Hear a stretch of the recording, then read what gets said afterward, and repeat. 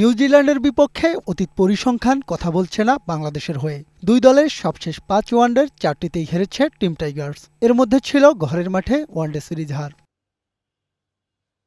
তবে অতীত নিয়ে ভাবছে না বাংলাদেশ। সবশেষ পাকিস্তান সিরিজে জেতা মেহেদী হাসান মিরাজের দল কিউইদের বিপক্ষেও করতে চায় জয় শুরু। প্রফেশনাল প্লেয়ার হিসেবে আমাদের প্রত্যেকটা ম্যাচই আমাদের জন্য অনেক ইম্পর্টেন্ট এবং আমরা চেষ্টা করব অবশ্যই, যেহেতু ওরা টিম এসেছে, আমাদের সর্বোচ্চ দিয়ে চেষ্টা করব আমাদের রেজাল্ট করার জন্য।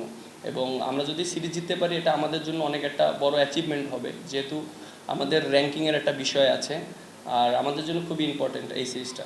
সাম্প্রতিক সময়ে বোর্ড ইস্যুতে সরগরম বাংলাদেশের ক্রিকেট। আমিনুল ইসলাম বুলবুলের পর বিসিবি সভাপতি হয়েছেন তামিম ইকবাল।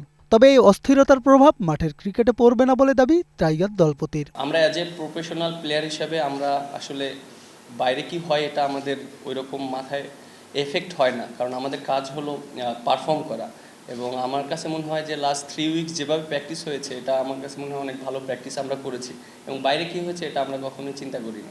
এদিকে আইপিএল ও পিএসএল এর কারণে নিয়মিত একাদশের ক্রিকেটারদের ছাড়াই বাংলাদেশে এসেছে নিউজিল্যান্ড। তবে এটাকে তরুণ ক্রিকেটারদের দারুণ সুযোগ হিসেবে দেখছেন কিউই কাপ্তান। এরকমটা আগেও হয়েছে, অনেকে আইপিএলে খেলার কারণে সিরিজ মিস করেছে। এবার তো পিএসএলও একসাথে হচ্ছে, এর ফলে অন্যদের সামনে সুযোগ আসছে। এটা নিউজিল্যান্ডের ক্রিকেটের জন্য ভালো ব্যাপার। অপেক্ষাকৃত দুর্বল দল নিয়ে আসলেও নিউজিল্যান্ডের যে একমাত্র লক্ষ্য সিরিজ জয়, তা অকপটে বলেছেন টম ল্যাথাম। বাংলাদেশ অধিনায়কের ভাবনাতেও সেই একই ট্রফি জয়। মাজিদুল ইসলাম মাসুদ, গ্রিন নিউজ, ঢাকা।